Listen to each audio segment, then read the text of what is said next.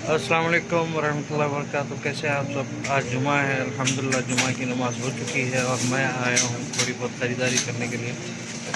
वैसे ख़रीदारी कोई और कर रहा है, मैं बस उसके साथ खड़ा हूँ।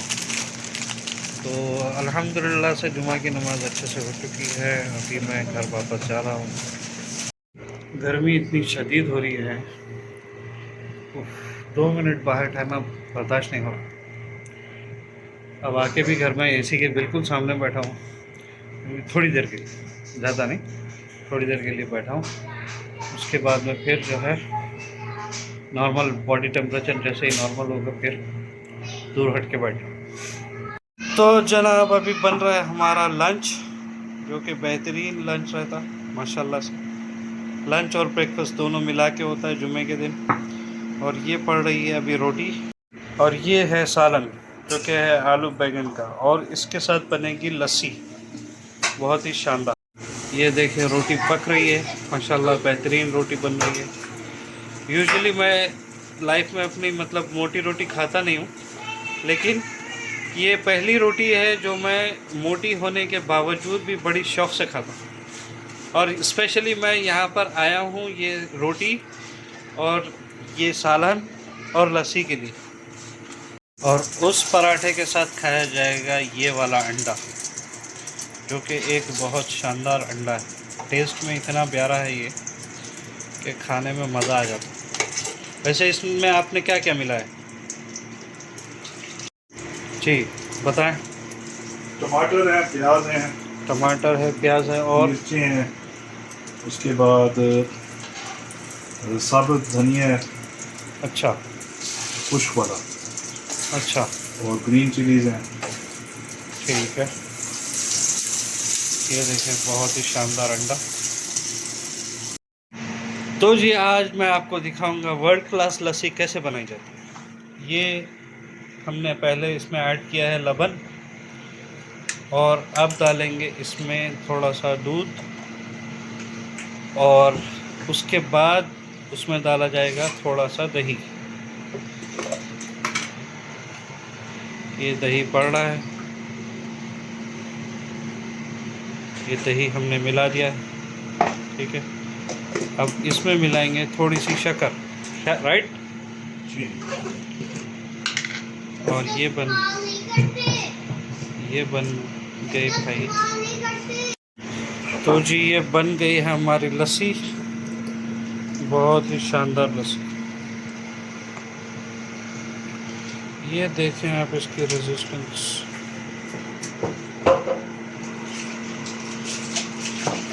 माशाल्लाह। तो ये हो गया है हमारा खाना रेडी, और प्लेट्स भी रेडी। बस एक और साहब का इंतज़ार किया जा रहा है, जैसे ही वो आएंगे हम नाश्ता खाना करेंगे। मैं एक चीज़ रियलाइज़ करा रिसेंटली कि मेरे को नॉन वेज से ज़्यादा वेज बहुत ज़्यादा शौक से खाता हूँ, ऐसा दिखता है मेरे को। नॉन वेज में सिर्फ एक ही चीज़ दबा के खींचना पसंद है मेरे को, और वो है मटन। मटन रहा बोले तो ही दबा के खाता हूँ मैं, नहीं तो चिकन फिश ये सब चीज़ें नहीं चलते मेरे को। चिकन बहुत रेयरली कभी कोई अच्छा बना दिया तो। ये चीज़ में है हमारे मारूफ भाई, मारूफ भाई के हाथ का बारबेक्यू खाया मैं, बिलीव इट और नॉट, मैं मेरे लाइफ में वैसा बारबेक्यू कभी नहीं खाया। इतना बेहतरीन बनाए थे उन्होंने माशाल्लाह, बहुत मज़ा आया था खा के। मारूफ भाई ज़रा फिर से बनाओ भाई। वैसे लेकिन ये गर्मियों के दिन है, बाहर जाके तो नहीं कर सकते, अब घर पे करो आप, ठीक है। इंशाल्लाह मैं जब भी आप कर रहे बोलो, मैं इंशाल्लाह आता हूँ, खा के जाओ। शुक्रिया। तो आज मेरे पास है ये थोड़ा सा चावल, चिकन, ये भी चिकन है, और ये है फ़िश, और ये चिकन, और ये चिकन मैं डालूँगा बिल्लियों को, और थोड़े से पकोड़े हैं, ठीक है, वो भी थोड़े बहुत खाऊंगा मैं, उसके बाद रख दूँगा। और ये है मेरा सूप, जो कि पता नहीं कौन सा सूप है। और ये है जो असल आइटम, दाल और गोभी, माय फेवरेट्स। चलिए बिस्मिल्लाह बोल के अल्लाह का नाम लेके खाना शुरू करते हैं हम, और मिलूँगा मैं आपसे खाने के बाद। अस्सलाम वालेकुम वरहमतुल्लाहि वबरकातुहू। कैसे हैं आप लोग सब? तो मैं आ गया हूँ खबर से वापस, अल्हम्दुलिल्लाह रेडी हो गया, सब वो हो गया, खाना वगैरह मतलब मेरा हो गया अल्हम्दुलिल्लाह। अभी मैं बैठा हूँ घर पे अपने। तो आज मैं अपने लिए एक स्टैंड लेकर आया हूँ। अब उसी स्टैंड का इस्तेमाल करते हुए मैं वीडियो रिकॉर्ड कर रहा हूँ। अब आप लोग बताओ कि भाई जो है ना, वीडियो में कुछ इम्प्रूवमेंट दिख रही है या नहीं दिख रही, एक चीज़। और दूसरी चीज़ ये कि मैं सोचा कि वीडियो में इम्प्रूव करना है तो बैक कैमरे से लेना बोल के सोचा हूँ। क्योंकि बैक कैमरे से लिए तो क्या है, ज़रा ये सही जो लिखा हुआ है वो पढ़े जाता, जो क्या है, स्टे ट्रू। उल्टा दिख रहा होगा आप लोगों सबको, एनीवेज, स्टे ट्रू ऑलवेज। तो ये बोल रहा था मैं कि मैं बोला चलो बैक कैमरे से रिकॉर्ड करेंगे। बैक कैमरे से रिकॉर्ड करने गए तो यार वो सही से क्वालिटी नहीं आ रही, समझ में ही नहीं आ रहा कि भाई जो है ना कैसा आ रहा बोल के। आई थिंक उसकी प्रैक्टिस करना पड़ता मेरे को, लेकिन अब प्रैक्टिस करें जब तक अपने पास उतना टाइम नहीं है। प्रैक्टिस करेंगे इंशाल्लाह, बड़ा ज़रा बड़ा फ़ोन लिया सो हाथ में, प्रैक्टिस करेंगे ज़बरदस्त दबा के, सुने। और व्लॉग के अलावा जो शूट करते नहीं उसको बैक कैमरा से लेंगे अपन इंशाल्लाह। और दूसरी चीज़ ये नोटिस करा मैं कि मैं बात करा तो ज़रा कम हैदराबादी बात कर रहा हूँ, मैं पूरी प्योर हैदराबादी बात नहीं कर रहा हूँ। अरे कहाँ है कि यार वो कुछ भी नहीं आ रहा, ऐसा बोलने नहीं आ रहा मेरे को। मैं क्या क्या की बोल दे रहा हूँ, क्योंकि असल में हैदराबादियों के बीच में रहना थोड़ा कम हो गया मेरा। मैं अब रहता हूँ मुंबई वालों के साथ, पाकिस्तानियों के साथ, और जमशेदपुर वालों के साथ, और दिल्ली वालों के साथ। तो वो जो थोड़े मलबारियाँ भी है उसमें। तो वो लोगों की वजह से जो है ना मेरी लैंग्वेज थोड़ी हैदराबादी थोड़ी ना डिस्टर्ब हो जा रही। लेकिन मैं बैक ऑन ट्रैक हो रहा हूँ, और इंशाल्लाह आज के बाद से पूरी हैदराबादी में बात करूँगा। ठीक है, आप लोग बताओ क्या बोलते हैं, हैदराबादी में कैसा दिख रहा मेरे बात करने का अंदाज़? ऐसा तो नहीं दिख रहा ना कि भाई जो है ना, अरे मैं बात कर रहा हूँ तो ऐसा जो है, अजीब फील हो रहा है, वैसा तो नहीं दिख रहा हूँ इंशाल्लाह। हाँ, तो अब रिसेंटली क्या हुआ मालूम, मैं एक जगह ठहर के बात कर रहा था एक बंदे के साथ। क्या बात टॉपिक पे बात कर रहा था, सऊदी अरब में जॉब के लिहाज से। तो अब मैं जो हूँ, मैं सऊदी अरामको में जॉब करता हूँ एज एन एचआर कोऑर्डिनेटर। मैं 10 11 साल काम कर लिया अल्हम्दुलिल्लाह। तो मेरे को थोड़ा जॉब्स में क्या क्या रिक्वायरमेंट रहती है वो थोड़ा आइडिया है मेरे को। ठीक है, अब वो आइडिया के लिहाज से मैं सामने वाले को आइडिया दिया कि भाई जो है ना तुम इसमें इसमें करो भाई, तुम्हारे अपॉर्चुनिटीज़ मिलते हैं बोल के। अब लेकिन वो आइडिया देना तो ऐसा हो गया कि भाई जो है ना उन्हें मेरे पर ही डाल दिया पूरा, भाई मेरे वास्ते जॉब ढूंढो। अरे मैं कह क्यों ढूंढूँ रे भाई जॉब?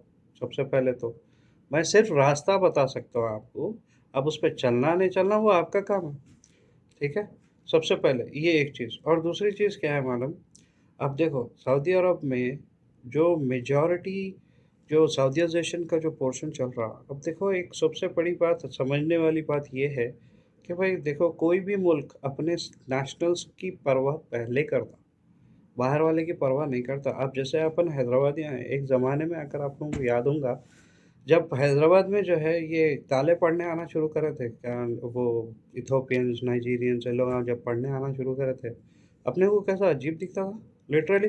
वो लोग यहाँ गाड़ी चला रहे तो भी वो लोग यहाँ गाड़ी चलाते हुए जाते थे ना सामने से, तो हम मैं खुद बोलता था, अबा ये लोग यहाँ गाड़ियाँ भी खरीद ली है यहाँ पे। क्यों? हम वहाँ के नेशनल हैं। खारजी जब कोई बाहर वाला आके कोई चीज़ करता तो हमारे को थोड़ा फील होता। तो ये हमारे को समझना चाहिए, ये सबसे इम्पोर्टेंट चीज़ है, एक चीज़। और दूसरी चीज़ क्या है मालूम, गवर्नमेंट की तरफ से जो ये साउदियाइजेशन कर रहे हैं, तो लोग क्या है उसको बुरा फील कर रहे हैं। भाई पहले बात तो ये बताओ कि भाई गवर्नमेंट अगर अपने नेशनल्स का सोच रही तो उसमें गलत क्या है गवर्नमेंट का? उनके बच्चे आज माशाल्लाह से अच्छा पढ़ रहे लिख रहे। बाज़ सऊदीज़ तो ऐसे हैं कि भाई मैं बता नहीं सकता वो लोगों का काम इतना परफेक्ट है। बहुत थोड़े रह गए अब जो है ना वो 80s 90s के दौर के जो चलते हुए आ रहे, वो वैसे सऊदीज़ बहुत थोड़े रह गए जो कामचोरा हैं वो है। कामचोरा तो अपने पास भी रहते हैं भाई। ठीक है, बाय द वे मेरा मकसद आप लोग को अपने आप को डिग्रेड करना और उनको अच्छा बताना या उनको बुरा बता के अपने आप को अच्छा बताना, ऐसा कुछ भी नहीं है अल्हम्दुलिल्लाह। मेरा इंटेंशन क्या है कि भाई सबसे पहले तो यहाँ पे जो जॉब सर्च करने आते ना लोग, उन लोगों को ये समझना चाहिए कि भाई देखो पहले प्रायोरिटी अगर सऊदीज़ को दे रहे तो वो गलत नहीं है, सबसे पहले एक चीज़। दूसरी चीज़, आपके अंदर ऐसा क्या है जो यहाँ के सऊदी बंदे के पास नहीं है, ये चीज़ इम्पोर्टेंट रखती है। तो एनीवेज़ तो बोलना ये चाह रहा हूँ मैं कि अपने अंदर एक ऐसी स्पेशलिटी रहना कि भाई आपको सऊदी पर प्रेफ़रेंस नहीं करना, सऊदी को प्रेफ़र नहीं करना, आपको प्रेफ़र करना। तो अब ऐसे स्पेशलिटीज़ कौन से हैं? इंजीनियर्स है, डॉक्टर्स है, साइंटिस्ट्स है, और आपके अल्लाह आपको अच्छा रखे आईटी में बड़े-बड़े फ़ील्ड्स पे है, आईटी से रिलेटेड है, ठीक है? और इंजीनियरिंग में तो कई फ़ील्ड्स है भई, मैं सही बोल रहा हूँ, मैं जब खुद पढ़ता था, वो टाइम पे मेरे को अंदाज़ा भी नहीं था कि भई इंजीनियरिंग में इतने फ़ील्ड्स है बोल के। और लोग हाँ इंजीनियरिंग बोले तो अरे इंजीनियर बन गया मतलब जॉब नहीं मिलती। अरे भाई बेहतरीन जॉब्स है इंजीनियर्स के। सुने, मेरे साथ में 2014 में वो लगा हायर होके आए सो वाले आज 30-30 40-40 हज़ार रियाल महीने की सैलरी उठा रहे, मालूम? तो इंजीनियर्स की बहुत है रिक्वायरमेंट, ये नको समझो कि भाई इंजीनियर्स नहीं है, लेकिन उसमें स्पेशलाइज्ड रहना, मैकेनिकल, इलेक्ट्रिकल, इंस्ट्रूमेंटेशन। तो अब चूँकि मैं हूँ oil and gas field company में ना, तो oil and gas field company में जो मेजर काम रहता, वो रहता मोस्टली साइट्स पे, जो कि रहते मोस्टली रिमोट लोकेशंस पे, मतलब आउट ऑफ द सिटी, तकरीबन 1 घंटा आगे जाने के बाद, सिटी से 1 घंटा दूर जाने के बाद रहते लोकेशंस। तो उसमें क्या रहता मालूम, मेजर जो जॉब रिक्वायरमेंट रहती, वो रहती आपकी mechanical engineers, electrical engineers, civil engineers, ये लोगों की मेजर रिक्वायरमेंट रहती है। अब अपार्ट अपार्ट फ्रॉम इंजीनियर्स जो स्पेशलिटीज़ रहते, वो रहते सेफ्टी, सेफ्टी से रिलेटेड, सेफ्टी क्या चीज़ है, सेफ्टी का कोऑर्डिनेटर का काम क्या है, भाई जो भी एक्टिविटी साइट पे हो रही उसको मॉनिटर करना, उसकी सेफ्टी मॉनिटर करना, कोई भी एक्सीडेंट होने नहीं देना, ये सेफ्टी वाले का काम रहता। ठीक है? कि कोई मेजर, माइनर, छोटा भी एक्सीडेंट नहीं होना, बड़ा एक्सीडेंट नहीं होना, हर चीज़ मतलब हर इक्विपमेंट प्रॉपरली चेक होना, हर मशीन प्रॉपरली सही चल रही नहीं चल रही, वो चीज़ों को चेक करना। नेचुरल डिज़ास्टर्स तो देखो, मशीन है कभी भी हाथ दे सकती, वो कभी भी हो सकता, चाहे आप 10 बार चेक कर लो, लेकिन हमारी अपनी तरफ से गलती नहीं रहना, ये मेन काम रहता सेफ्टी वाले का। ठीक है? और एक रहती कैटेगरी मटीरियल, मटीरियल स्पेशलिस्ट में मटीरियल कंट्रोलमैन आता, मटीरियल स्पेशलिस्ट आता, मटीरियल एक्सपीडाइटर आता, मटीरियल जो है रिकन्सिलिएशन में आता। ये अब मैं जो वर्ड्स बोल रहा हूँ, अगर आप उसको समझे ना तो समझ में आता। अब चूंकि हम ऑयल एंड गैस इंडस्ट्री में काम करते हैं, तो मटेरियल उसका कैसा रहता मालूम, एक छोटे से छोटे आइटम से लेके ये बड़े बड़े चीज़ें भी रहते हैं उसमें। तो वो चीज़ों का आइडिया रहना पड़ता, और वो आइडिया कब आता मालूम, अगर आप मैकेनिकल इंजीनियरिंग में हैं, या फिर अगर आपके पास बिजनेस एडमिनिस्ट्रेशन की भी डिग्री है, और अगर आप मटेरियल मैनेजमेंट में काम करके आए हुए हैं, तो उसका आइडिया ऑटोमेटिकली इंशाल्लाह आ जाता। तो बताना मैं ये चाह रहा हूँ कि भाई जो है ना, जो सऊदी अरब में जो आ रहे, आके जॉब सर्च करना चाह रहे हैं, वो लोगों के लिए क्या है मालूम, सबसे पहले आपके अंदर क्या ख़ास है, जो कि उन्हें आपको कोई भी सऊदी कंपनी, सऊदी बंदे को छोड़ के आपको हायर करेंगी, ये चीज़ के ऊपर सबसे बड़ा क्वेश्चन आप अपने आप से यही करना। सऊदी अरब क्या, कोई भी कंट्री जाने के लिए आप पहले अपने आप को इवैल्यूएट करना, इवैल्यूएट करके देखना कि अंदर मैं अपने अंदर क्या ऐसी चीज़ लेकर आऊँ। तो मैं ज़्यादा बातें नहीं करते हुए, अगर किसी को भी कोई भी सवाल है, type down in comment box, इंशाल्लाह मैं हर एक का रिस्पॉन्ड करूँगा, और अगर कोई इंटरेस्टिंग टॉपिक रहा तो उसके ऊपर वीडियो भी बनाऊँगा इंशाल्लाह।